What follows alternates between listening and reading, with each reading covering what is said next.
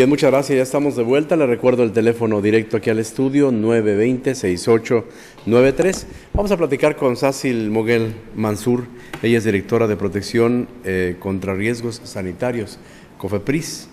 Y bueno, los medicamentos, estos que requerirán receta médica, próximamente ya será una obligación. Sácil, ¿cómo le va? Bienvenida aquí a Radio Fórmula. Buenas tardes. ¿Cuándo entrará en vigor esta medida? ¿Cuándo contemplan ustedes que ya estará prohibida la expedición de medicamentos, ciertos medicamentos, bajo una receta médica? Así es. Todo esto se origina a través de un acuerdo que se llegó en el Consejo Nacional de Salud el 12 de, me parece que fue aproximadamente a mediados de marzo, en el que se reunieron todos los secretarios del país de salud, precisamente para hablar de ciertas políticas públicas en salud que están preocupando de algún modo al país. Y uno de ellos es precisamente las enfermedades, combatirlas con ciertos medicamentos o la automedicación. Y bueno, necesariamente se tuvo que revisar dónde se origina este problema, y una de las causas es que la gente se automedica, va a las farmacias y compra de manera directa el medicamento sin necesitarlo. Y vuelve más resistente los Exacto. ciertos ¿Qué pasa? virus, ¿no? Hay un factor llamado resistencia a las enfermedades, o ya de pronto puedes tú tomar algún medicamento y ese medicamento ya no te hace efecto, porque lo tomaste en alguna dosis que no correspondía, o no era el medicamento que necesitaba la enfermedad, que necesita la enfermedad que estás padeciendo. La mayoría de los medicamentos más delicados, o más bien los medicamentos, uno de los tipos de medicamentos más delicados en su tratamiento es precisamente el de los antibióticos. Y hoy por hoy se vende de manera directa sin llevar un control. Y muchas veces nosotros tenemos una infección y entonces decimos, tómate antibiótico, pero resulta que pudiera ser derivado, esta infección. Si esto me funcionó hace un año, además todavía lo tengo por ahí, la receta, etcétera.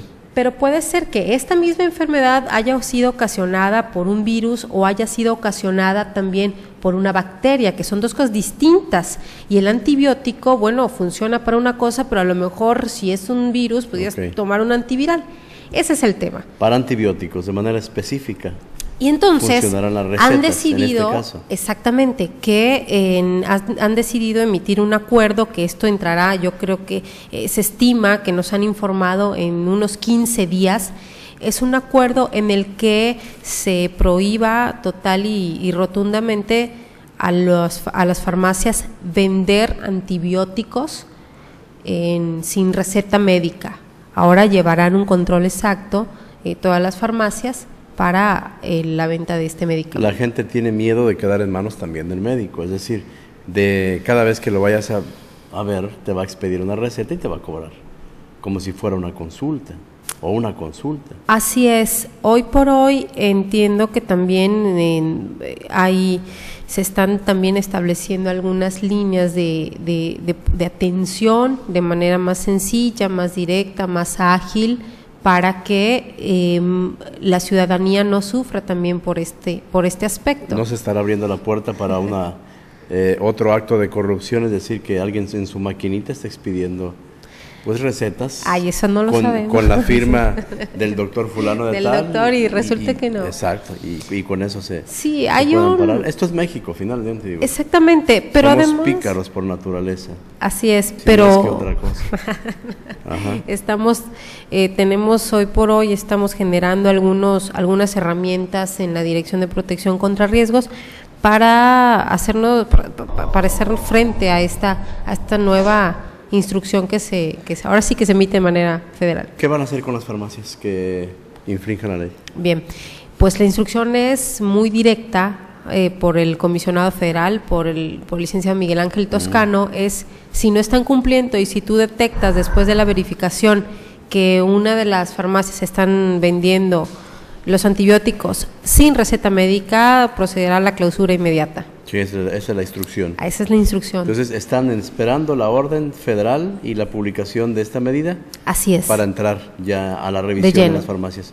¿Quiénes apoyan en esto? ¿Ustedes, Profeco, o qué instancias se unen para que pueda ser más efectivo la revisión? Sí, en primera instancia es la Dirección de Protección de Riesgos Sanitarios de Servicios de Salud Yucatán, es la que tiene las facultades de las atribuciones para poder verificar y poder en un momento dado sancionar o implementar, alguna medida de seguridad si se requiere, ¿no? Y en este caso, bueno, en la suspensión inmediata al establecimiento es una medida de seguridad para que, bueno, no haya alguna contingencia el día de mañana. Bien. ¿Cómo siguen tus pacientes que comieron picuda?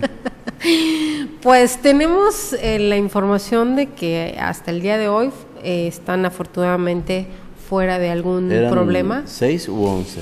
Teníamos en el primer día de reporte nos dieron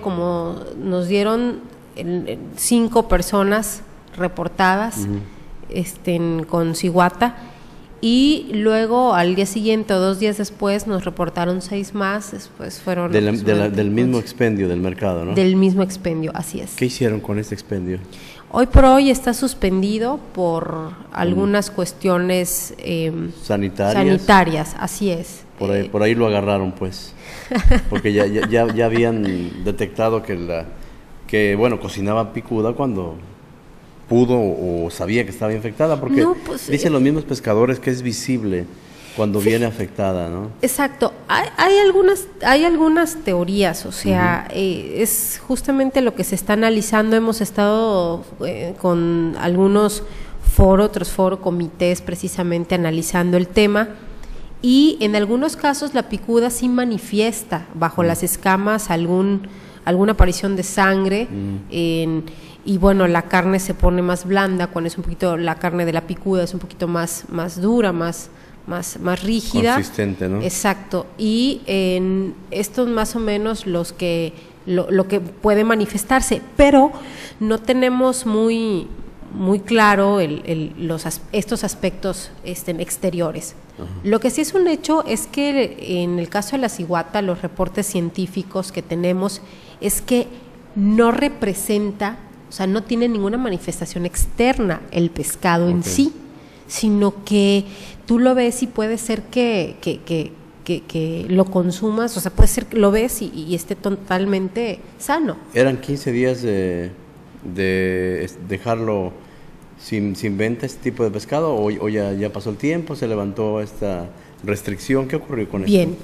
En primera instancia dimos la alerta sanitaria y la suspensión del consumo y expendio de la picuda y o barracuda durante los primeros, o sea, primero vamos a ver si en 15 días cómo vamos con los análisis y con la investigación. Que de esto ya pasaron 15 días. Estamos sobre la fecha, ¿no? Estamos sobre la fecha. Sin embargo, todavía seguimos extendiendo esta suspensión en virtud de que todavía no concluimos a cabalidad el análisis y la investigación, porque son varios factores los que tendremos que revisar. Uno de ellos, bueno, el espacio territorial, el espacio ahora sí que de dónde encontramos el pescado, en el otro lado, por otro lado los estudios y análisis clínicos, médicos, científicos y bueno, una serie de cuestiones. Bien, pues nos platicarías de esto cuando ya tengan todos los datos de estos 15 días primeros. Muchas gracias, Asi. A ti. Al contrario. Muchas gracias. Es Asi Moguel Mansur, directora de Protección contra Riesgos Sanitarios de la Secretaría de Salud. Vamos a lo que dijo hoy el gobierno con respecto a la acusación de legisladores federales del PAN sobre las tierras de Ucú. Dicen que hubo un desvío de recursos. El gobierno se defiende.